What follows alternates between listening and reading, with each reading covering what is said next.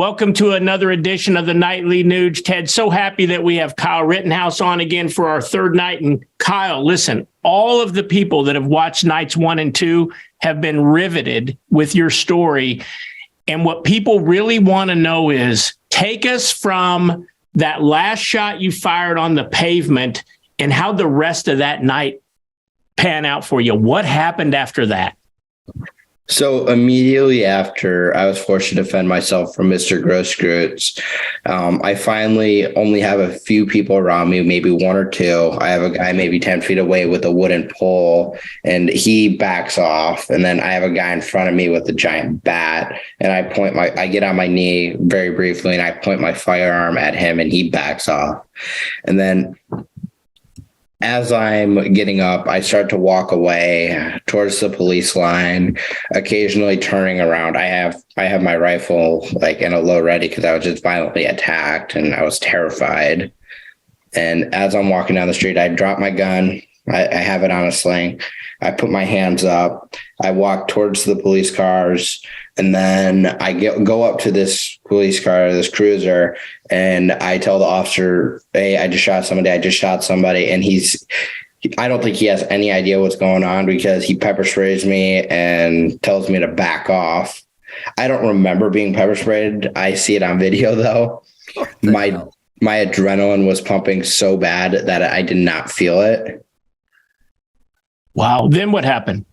And then I go back to my house in Antioch, Illinois, because hold on a minute. Let me stop you. So the guy pepper sprays you. You're armed. You just said you shot somebody, and they just said, "Have a good evening, Mr. Rittenhouse." I don't think they specifically I don't think the officers knew exactly what was going on because there was just a bunch of gunshots fired. But my point is that you were clearly armed. You clearly told them that you had shot someone. They were threatened enough where they pepper sprayed you, but they didn't arrest you. They didn't detain you. They didn't take your statement. The police officers just simply let you walk away from the scene. Yeah. Did they think you were part of the Antifa? Did they think you were part of Antifa? I don't think so. I think this is an important moment because nobody supports law enforcement. In fact, quality of life begins with law and order. But to my friends in the law enforcement community out there, what were you doing in this instance where shots have been fired? You have a young man with an AR on a sling with his hands up coming literally for aid with law enforcement. You were going to turn yourself in, and you wanted justice to begin there because they were on the scene. There was witnesses. They could have started investigating right then and there, which they should have. Right. Some of you cops are being hired, and you don't qualify. That this abandonment of procedure had manifested itself with Kyle Rittenhouse in this chaotic, extreme, violent moment that the police were not inclined to at least take Kyle into custody and begin the investigation is mind-blowing. And again, only the guilty need to feel guilty. But nobody supports the cops more than I do. I'm one of you. But if this kind of ineptitude, if this kind of psychological disconnect exists in law enforcement, you people better train a little harder because what transpired is inexcusable. Yeah, it is, Ted. And Kyle, so after that, we know that you got involved in the criminal case where eventually you were exonerated, found not guilty. After being bankrupted. But that doesn't end the story. And that's really what Ted and I want to get into you tonight. So you were found not guilty. You defended yourself properly under Wisconsin law. But yet that hasn't ended your legal saga. Tell our listeners what in the world is going on now.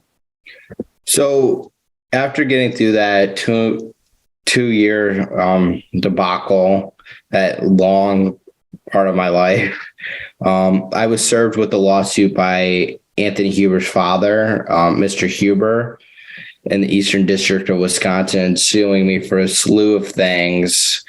And it's honestly, the lawsuit, it's pretty much It doesn't make any sense. It's saying I wasn't justified in what I was doing, and they're trying to get all this money from me, but I don't have any money. That's the thing. I am a dead broke college student. I had ramen for dinner last night. And then I'm also being sued by Mr. Grosskreutz, and he's suing me for a slew of things, one of them being pain and suffering and assault and emotional damage. And I look at that and I'm like, what about the assault and attempted murder from Mr. Grosskreutz? He attempted to kill me. Did you had to hire an attorney? Yes, attorney Mark Richards, the man who got me acquitted, he's representing me. And that's costing you money? Yes, it is. And thank goodness I have people who are donating and praying for me, because honestly, I wouldn't be able to afford him if I didn't have people helping me. Do you have an account set up, Kyle, where people that might be listening to the Nightly Nuge this evening can find and donate to help you in this struggle? Yes, you can go to www.givesendgo.com/Kyle Rittenhouse. If anything manifests what's wrong with America today, it's that a man who defends himself against an armed attacker on video, that there is a judge in any court that would know that Kyle Rittenhouse defended his life purely on video from an armed attacker and would allow the armed attacker to sue the man who saved his own life. This is the manifestation of a cultural deprivation and abandonment that America cannot put up with. So, Kyle, we're going to put that website on our screen, and I'm going to have Kyle on the Ted Nugent Real America Voice Spirit Campfire. Shemaine is going to have Kyle Rittenhouse on the Shemaine Nugent Real America Voice Faith and Freedom. And I think this is the ultimate flag of American freedom right now, Kyle. And again, thank you. You seem to be such a well-grounded young man. You're only 20 years old. You had to defend your life against a cultivated gangster population. The left has cultivated the arsonists and the anarchists and the Black Lives Matter terrorists and the Antifa terrorists, burning down city after city on film, and they're not charged. But when you defend your life on film from a man with a gun in your face, and you're charged with murder, and now that guy gets to sue you. So once again, the most important encounter we're having here, and that you had ramen for dinner last night, I'm going to fix that. You're going to come to Spirit Wild Ranch next Friday, and we're going to get you some backstraps, young man. The point is that what Keith and I would like to convey to you is, number one, thank you. Thank you for responding, because our founding fathers didn't turn their back on the Concord Bridge. They went to the Concord Bridge. I believe, Keith, that as we celebrate what hunternation.org stands for, huntthevote.org, where righteous, Christian, conservative, constitutional Americans need to fight like never before, ultimately at the voting booth. But let's support Kyle Rittenhouse. We're going to go to this website on the screen every night on the Nightly Nuge, and I'm going to spread it far and wide, because Kyle Rittenhouse is us. If we have to defend our lives against the engineered recidivism and the celebrated violent crimes of the left, if Kyle wins, America wins. If Kyle loses, America loses. So Kyle, Keith, and I, the entire Nightly Nuge, would like to salute you and once again remind you, do not suffer. Do not let them get to you. They attack me every day. It's a badge of honor. You did good. People against Kyle Rittenhouse are evil, horrible, dangerous, nasty people. Kyle, we salute you. Thank you, Ted. Thank you, Keith. Hey, Kyle, we have one more night where we discuss current events. And Ted, I think we should have him back one more night. And let's get Kyle's take on some current issues that are going on up in Wisconsin. What I'm most curious about is, could this happen again to another young man up there with the state of the way Wisconsin is now? I want to get your take on the upcoming Supreme Court election and some other current events that are just facing the nation, because our listeners have been fascinated with your opinions. Kyle, will you give us one more night? Absolutely.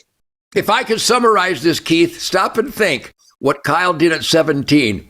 Could you or I have done that at 17? Crazy. Kyle is now 20, and his review and articulation of the events and his opinions on the events are so sound, so intellectual, so truth, logic, and common sense. Kyle, you're a very impressive young man. Do not let the evil forces get to you. You're the good guy, and he's going to come to Spirit Wild Ranch on Friday, and we're going to have the time of our lives. But Kyle, you represent the heart and soul of the best Americans because God gave us the gift of life, and it's not only our right to defend it, it's our moral, intellectual, and spiritual obligation to defend ourselves against evil forces. Kyle Rittenhouse, you're a great young man. You're going to go places. Keith, this has been a very, very special few days. We're going to have more truth, logic, and common sense from this great young man tomorrow night. See you then.